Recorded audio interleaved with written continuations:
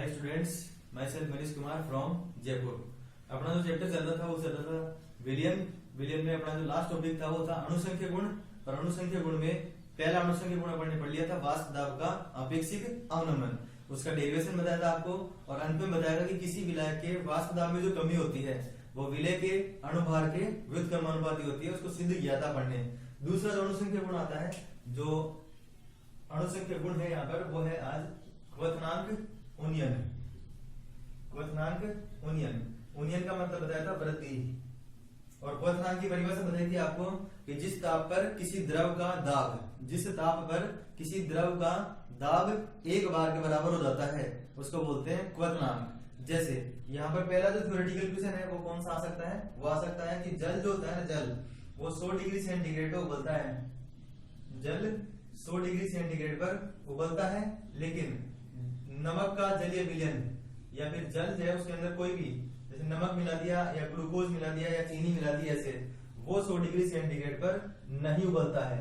तो पहला theoretical question है ये, ध्यान से लिखिए।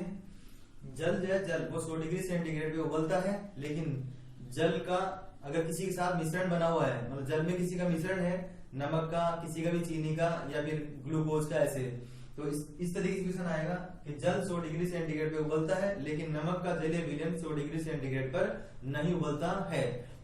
तो क्वेश्चन था अपने पास कि जल जो 100 डिग्री सेंटीग्रेड पर उबल जाता है, लेकिन नमक का जलीय विलयन या ग्लूकोज का जलीय विलयन जो है वो 100 डिग्री सेंटीग्रेड पर नहीं उबलता। तो उसका जो आंसर था अपने पास वो था, क्योंकि जल का जो ताप है, जो क्वथनांक है यहाँ पर, इस ताप पर जल का जो दाब है वो एक बार या एक एटीएम के बराबर हो जाता है, इसलिए वो उबल जाता है। इसका मतलब ये हुआ कि जो नमक का जलीय विलयन है उसका दाब, नमक के जलीय विलयन का दाब 100 डिग्री सेंटीग्रेड पर जो है एक वायुमंडलीय दाब से कम रह जाता है, कम। इसका मतलब क्या हुआ कि ताप में वृद्धि की आवश्यकता होगी, ताप बढ़ाना पड़ेगा। और ताप में जो वृद्धि हो रही है ना, वृद्धि, उसी को अपन क्या बोल रहे हैं यहाँ पर? क्वथनांक उन्नयन। ठीक है, तो क्वथनांक उन्नयन की परिभाषा पूछी जाए आपसे तो साधारण सी परिभाषा हो गई। कल भी बताया था कि किसी भी अणुसंख्य गुण में परिवर्तन के लिए जिम्मेदार है अवाष्पशील विलय। ठीक है, तो कारण जो था वो था किसी विलायक में अवाष्पशील विलय मिलाने पर, किसी विलायक में अवाष्पशील विलय मिलाने पर विलियम के क्वथनांक में वृद्धि होती है। और ये जो वृद्धि हो रही है, इसी वृद्धि को ही क्या बोलते हैं? क्वथनांक उन्नयन कहते हैं। ठीक है, तो ये तो वह क्वथनांक उन्नयन किसे कहते हैं और उससे संबंधित एक थ्योरेटिकल क्वेश्चन। फिर उसके बाद में जो मोस्ट पॉपुलर जो क्वेश्चन है वो यहाँ पर है कि जैसे अपन किसी जल को उबाल रहे हैं या उसके जलीय विलयन, किसी के जलीय विलयन को उबाल रहे हैं, तो उसी स्थिति में अपन दोनों चीजों का निरीक्षण कर सकते हैं। दोनों मतलब वाष्प दाब और क्वथनांक, दोनों का एक साथ अपन निरीक्षण कर सकते हैं कि ताप बढ़ाने पर जो क्वथनांक था, क्वथनांक उसमें क्या परिवर्तन हो रहा है और वाष्प दाब में क्या परिवर्तन हो रहा है। तो देखो अपन ने ऐसे कहा था कि जल जो है, जल वो 100 डिग्री सेंटीग्रेड उबल रहा है, ये नहीं उबल रहा।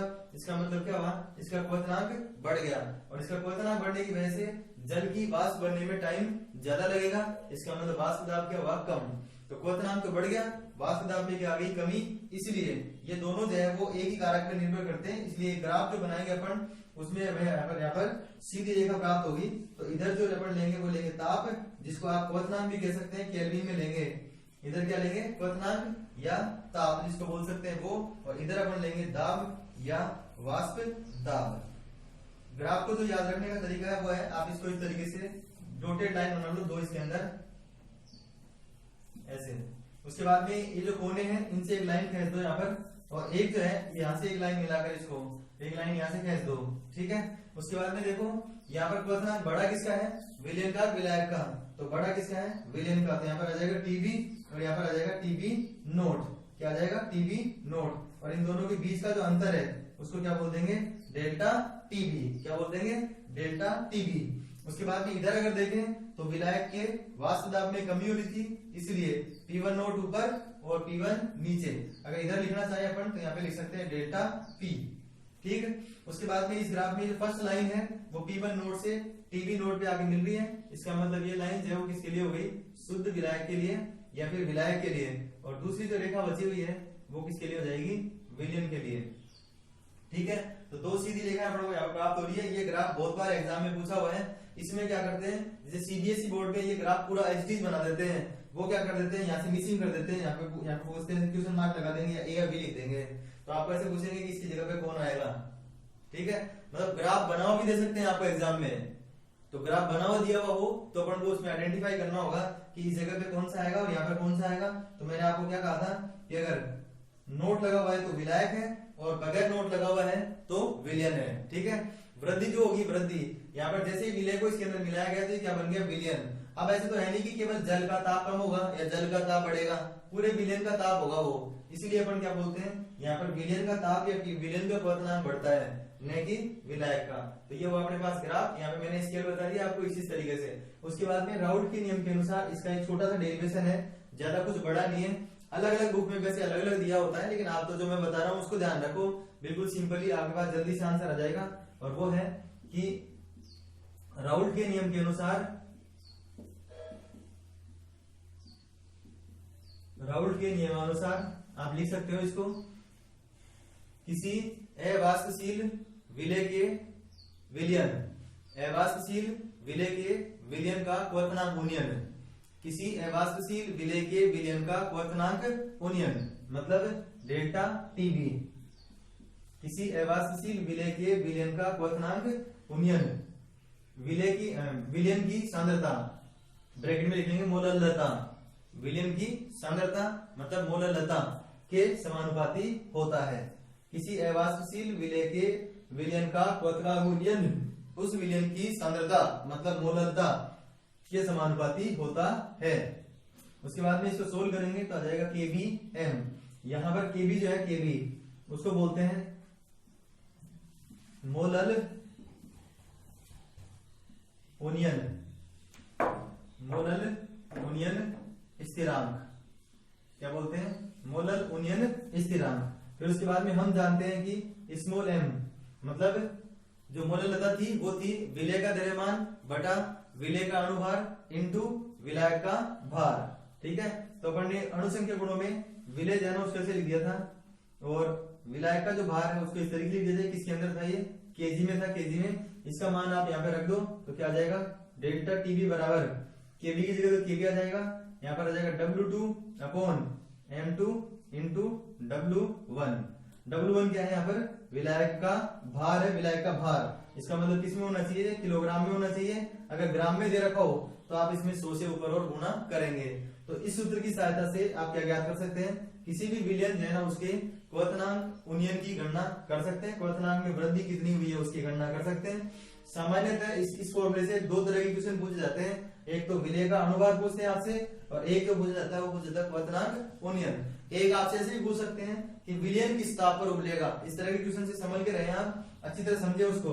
आपसे क्या पूछ जाए कि विलयन किस ताप पर उबलेगा, इसका मतलब वो आपसे पूछ रहे हैं टीबी क्या करो, टीबी, क्योंकि ये किसका ताप था, विलयन का ताप था, विलयन का ताप। तो यहाँ से सूत्र अपन बनाए इसका, तो डेल्टा टीबी बराबर, हमेशा जब भी परिवर्तन देखते हैं तो अंतिम माइनस प्रारंभिक होता है। कौन सा, अंतिम माइनस प्रारंभिक। तो अंतिम कौन है यहाँ पर, टीबी है, तो टीबी माइनस टीबी नोट, ये हुआ।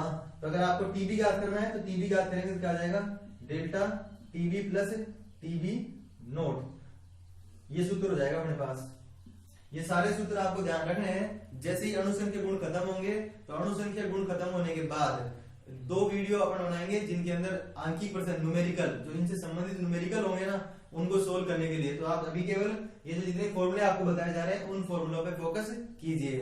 ठीक है, तो ये था अपने पास क्वथनांक उन्नयन, उसमें लैंग्वेज बेस्ड क्वेश्चन बता दिया और ग्राफ पूछते हैं किस तरीके से, उसके बाद में इसका जो डेरिवेशन था वो बता दिया। अब अपन देखेंगे तीसरा जो अणुसंख्या गुण है वो कौन सा होता है। तो तीसरा अणुसंख्या गुण है हिमांक अवनमन। तो देखो यहाँ पे क्या लिखा हुआ है, हिमांक अवनमन। अवनमन का मतलब क्या होता है, कमी। जैसे क्वथनांक में क्या था, उन्नयन, उन्नयन मतलब वृद्धि। तो यहाँ पे फिर से वही कारण है, आपसे पूछ जाए, मैंने आपको पहले भी कह दिया था कि इनकी जो ट्रिक है वो एक ही है बस, कि किसके कारण ये सब कुछ हो रहा है।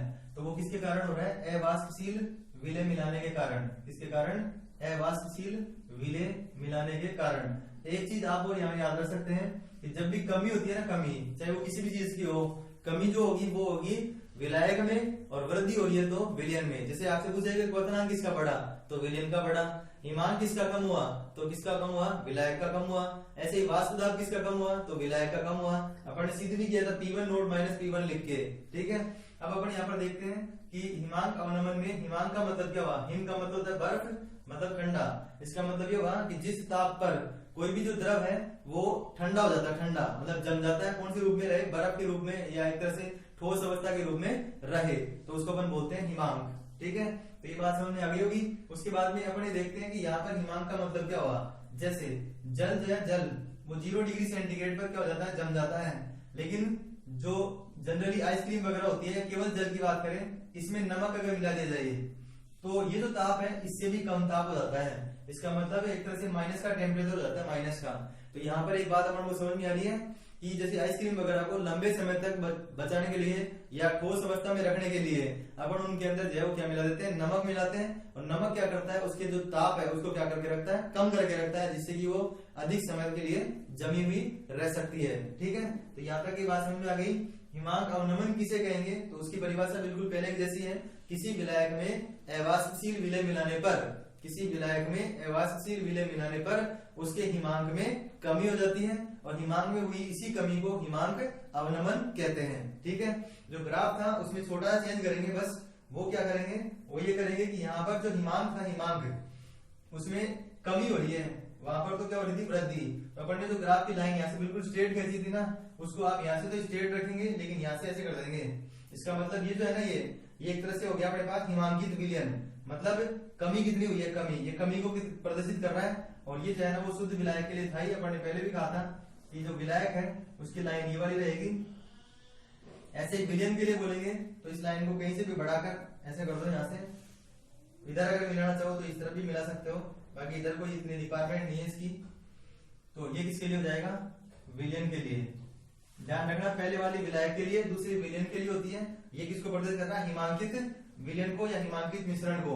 इस तरफ अपन लिया था वाष्प दाब, और वाष्प दाब में इधर क्या आ जाएगा, वही P1 नोट P1 और ब्रैकेट में यहाँ पर आ जाएगा, वो आ जाएगा डेल्टा P। इधर जो है वो ताप आएगा किसमें, केल्विन में। और कौन सा ताप है ये, हिमांक ताप। कौन सा, हिमांक ताप है। आप यहाँ पे TF भी लिख सकते हैं ऐसे, लेकिन ये मैंने इसलिए लिखा क्योंकि TF को अपन इस तरफ लिखेंगे। तो देखो, अब देखो यहाँ पर क्या हो रहा है, हिमांक में कमी।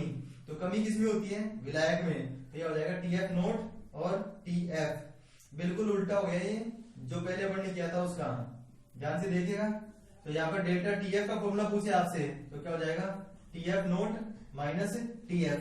तो क्वेश्चन अगर पूछ जाएगी विलयन किस ताप पर जमेगा, तो विलयन किस ताप पर जमेगा, इसका मतलब आपसे क्या पूछ रहा है, TF पूछ रहा है, तो TF को इधर ले जाओ, क्या आ जाएगा, TF note minus delta TF। तो इस तरीके से जो है ना अपन विलयन किस ताप पर जमेगा उसको ज्ञात कर सकते हैं। अब जिसको क्वथनांक गुणियन याद है उसको हिमांक अवनमन के डेरिवेशन में कोई प्रॉब्लम नहीं होने वाली है। क्यों, क्योंकि देखो क्वथनांक जो होता है उसको तो बोलते हैं बॉइलिंग पॉइंट, लेकिन हिमांक को बोलते हैं फ्रीजिंग पॉइंट। तो जहां पे भी आपको बी दिखाई दे रहा है ना, बी, उसकी जगह पे क्या कर देंगे, एफ कर देंगे, एफ, क्योंकि एफ का मतलब है फ्रीजिंग पॉइंट। और उनियन के बजाय क्या हो रहा है यहाँ पर, अवनमन। तो क्या हो जाएगा, अवनमन स्थिरांक। तो यहाँ पर जो है अपन ने देखो कुछ भी चेंज नहीं किया, मैं इसको इसीलिए नहीं मिटा रहा हूँ क्योंकि वो डेरिवेशन आप याद रखो, बस केवल जो बी लगा हुआ था बॉइलिंग पॉइंट की जगह पे अब क्या आ गया, फ्रीजिंग पॉइंट आ गया। तो बी जो है उसकी जगह पे अपन ने केवल क्या चेंज किया है, एफ को चेंज किया है। ठीक है, उसके बाद में वैसे तो आपसे पूछते नहीं है कि KF और KB के मान ज्ञात कैसे किए जा सकते हैं, KF और KB के मान ज्ञात कैसे कर सकते हैं। बाकी मैं सूत्र बता देता हूं आपको कि KF और KB के मान कैसे ज्ञात करे गए होंगे। तो mRTB square upon 1000 into delta H गलन, और इसमें आ जाएगा वही mRTB की जगह आ जाएगा TF अपॉन 1000 इंटू, तो इसमें गलन नहीं, इसमें वाष्पन। वाष्पन का मतलब होता है वेपराइजेशन। बॉइलिंग का मतलब गर्म होगा, तो गर्म होगा तो क्या बनेगी, वाष्प बनेगी, तो ये क्या हो जाएगा, वाष्पन। और इसमें जो है ना वो क्या होगा, जमेगा ये, और जमेगा तो उसको बोलेंगे गलन। ठीक है, तो ये दो सूत्र ऐसे हैं जिनकी सहायता से आप KF और KB है ना उसके मानों की गणना कर सकते हैं। आपके पास ये मान दे रखे हो तो। बाकी अपने सिलेबस में कोई भी न्यूमेरिकल ऐसा नहीं होगा जिसमें आपसे जो है ना KB और KF का मान पूछा जाएगा, या फिर जो इनके मान दिए हुए होंगे, m का, इनका मान, किसी का मान दिया हुआ नहीं होगा अपने पास। ये जो KB और KF है उनके डायरेक्ट मान अपने पास यहाँ पर दिए हुए होंगे, जिनको अपन इन सूत्रों के अंदर रख के यहाँ से अपन इनके क्वथनांक गुणियन, हिमांक अवनमन या विलयन का ताप या विलयन जो उसका हिमांक, ये सब चीजें ज्ञात करेंगे। विलय का अनुभार, इस तरीके से अपन यहाँ पर सब चीजें ज्ञात कर पाएंगे। ठीक है, तो ये था अपने पास अणुसंख्य गुण, और अणुसंख्य गुणों के अंदर क्वथनांक गुणन और हिमांक अवनमन। अब अपने पास जो अंतिम बचा हुआ है वो बचा हुआ परासरण दाब। उसके लिए मैंने आपको कहा था कि वो बाकी सभी अणुसंख्य गुणों से ज्यादा इंपॉर्टेंट है, उसमें थ्योरेटिकल क्वेश्चन भी पूछे जाते हैं, न्यूमेरिकल क्वेश्चन भी पूछे जाते हैं। पिछले बोर्ड के पेपर में अभी 2020 में भी परासरण दाब का न्यूमेरिकल आया था। इसी तरीके से बाकी जो संभावनाएं हैं कि परासरण दाब में थ्योरेटिकल क्वेश्चन या जो आंकी प्रश्न है उसके आने की संभावनाएं रहती हैं। तो आप इनको जो है बिल्कुल ये फॉर्मूले जो है उनको याद करते चले जाएं, जिससे कि अपन परासरण दाब के बाद जो आंकिक प्रश्न का वीडियो बनाएंगे उसमें जो है आपको न्यूमेरिकल करने में आसानी रहे। ठीक है, तो आप इनको नोट कीजिए, ज्यादा से ज्यादा बच्चों तक आप इनको पहुंचाइए, और चैनल को अगर सब्सक्राइब नहीं किया तो सब्सक्राइब कीजिए, और जो है लाइक और कमेंट्स कीजिए। Thanks for watching.